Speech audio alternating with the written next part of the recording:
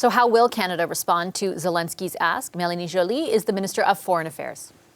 Hi, Minister. Good to have you back on the program. I appreciate you making the time this evening.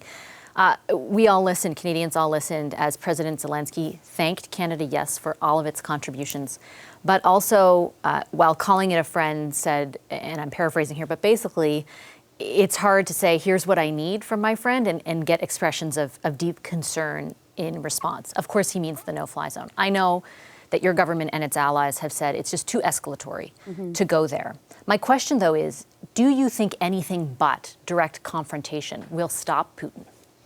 Well, I think definitely what can stop Putin is more sanctions and more weapons. And when I spoke to the foreign minister of Ukraine yesterday, Dmytro Kuleba, that's exactly what he asked me. He said for two reasons. First, obviously, to make sure that we're imposing maximum pressure on Vladimir Putin's regime, to make sure also that Ukrainian forces are able to fight on the front lines, but also it helps Ukrainians to be stronger at the negotiation table. Because we know that at the end of the day, diplomacy is continuing and there are still negotiation talks. So more Ukrainian forces and their government are strong, more they're able to get to a negotiated settlement. So you believe that just supplying more weapons, imposing more sanctions, do you think it will? I really mean, it's like, do you think it will stop Putin? And you know why I'm asking, because you have applied severe sanctions. All of Western allies have. There is a lot of lethal aid that has already been supplied. And all Putin keeps doing is getting worse and worse and worse and targeting civilians, you know, not playing the rules by the rules of war, however you want to determine them, but, you know, flattening Mariupol. Over 600 civilians, according to the UN, have been killed, over 1,000 injured, and they say that's just probably a low count. Anyway, there's probably much more. Why would you think that an extension of what's already been done will stop him? Well, because we already know that what Vladimir Putin decided to do is now a failure. It is a failure because Putin thought that the invasion of Ukraine would last a couple of days. We're now at the 20th day. He thought that the West would not be united and would be fractured. We're more united than ever. And so everything that he's doing is now a failure. We need to make sure that he understands and suffers from that miscalculation he made. I understand what you're saying, but President Zelensky seemed to directly respond to that. And in his speech, while saying that those are helpful, that they have not changed the trajectory of things, right? It's not as though, yes, you're right, it's clearly not gone the way that Putin wanted, but he's still fighting. He's still attacking them from the air, particularly because the ground forces are the ones that have withstood the Russian aggression so far. Yeah. But there is that problem in the air. So we know the airspace need to be better supported. We know that that's one of the things that we can do and do more to help Ukrainian forces. What does do more mean? Well, that's why the delivery of weapons and anti-strike missiles is really important. And that's why Minister Anand has been doing a fantastic job in delivering a lot of the weapons. But we also know that Canada is not a military power, we're not a nuclear power, and therefore we need to work with our allies to make sure that also weapons are being sent by the G7 countries to Ukraine. And we're doing our part also in making sure that these deliveries are happening. Do you support, as a government, Poland's offer to supply Ukraine with fighter jets? I've had conversations with my Polish counterpart when I was there, and I heard the interest on the part of Poland to do more. But at the same time, it's not up to Canada to take a decision because it's not as if we have the military capacity to provide that. So it's much more to the Americans to do that job, and we're conveying this information to the Americans. I've had conversation with Blinken about that. And in those conversations, I guess what I'm trying to get at is, even though I acknowledge that Canada, it's not Canada the one who can lend those jets, right? I understand our limits, but Poland has made the offer. It was rejected by the U.S. because of the U.S. involvement and because it would be seen, according to Secretary Blinken, as, again, escalatory with Putin. And Putin had warned, hey, if this happens, that means that I take that as direct engagement. So I want to understand from the Canadian government's point of view, would it be supportive? I know it's not your decision to make, but in those conversations with Secretary Blinken, did you express support for the Polish position? Well, our red line is clearly the fact that we cannot trigger an international conflict. So as a country, as a government, we're willing to go up to that line and look at different scenarios and convey the information we have and start these conversations. And so then, with our partners, we're willing to see what can be done. But that's a red line. And so that's why the no-fly zone doesn't work.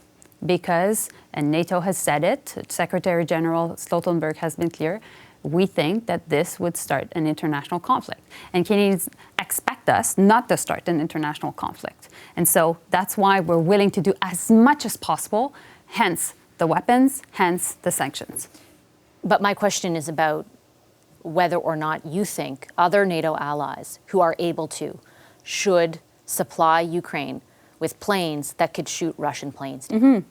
And so that's why, if that's not triggering an international conflict, you're okay with it. We think that this is something we should be looking into. If it's triggering an international conflict, well then, of course not. Who determines, though, if it's triggering an international conflict other than Putin?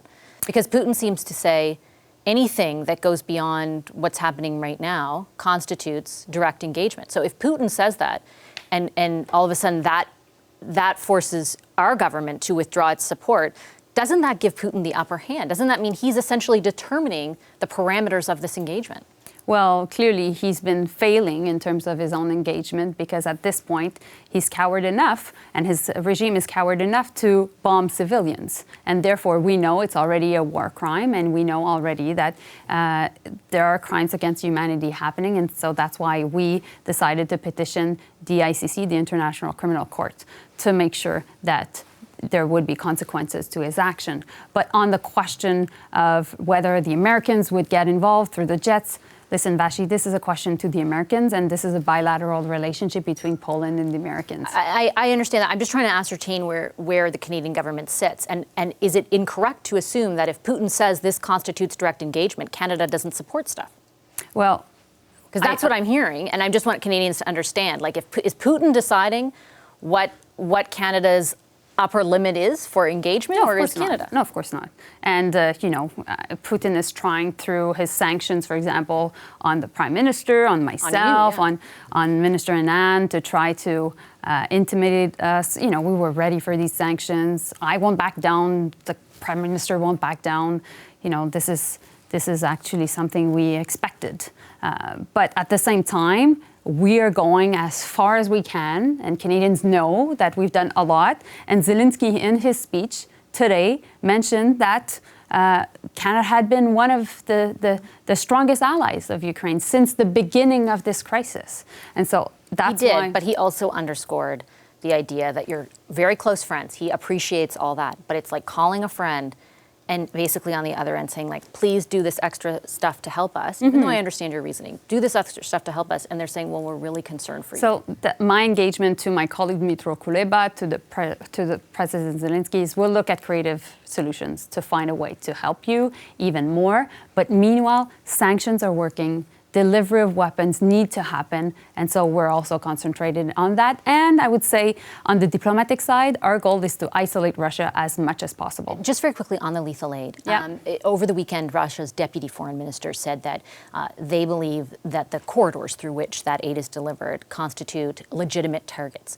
Is the aid that Canada is sending, has sent, how much of it has actually arrived? I know the one shipment prior to the war starting has. Beyond that, how much is there? So deliveries have been successful, but for military reasons, I can't go into the details of it. I'm not asking for details. Are they all delivered? Things are going well. Does that mean that everything is actually delivered? I don't want to compromise safety either. No. But my Canadians can be assured that when we announce things, things are happening. But that does mean that the aid. I'm asking because the government is saying we are doing these things to help. I've answered your question. Okay. So I've answered your questions. Canadians can know that basically when Minister Anand, when myself, when the Prime Minister, when the Deputy Prime Minister Freeland says that we're sending lethal aid, this lethal aid is being sent and Ukrainians can benefit from it. And have received it. Okay, thank you, Minister. I appreciate you making the time. Thank you. Pleasure. Hi, I'm Vashi Capellos, host of Power in Politics. See more of our show by subscribing to the CBC News channel or click the link for another video.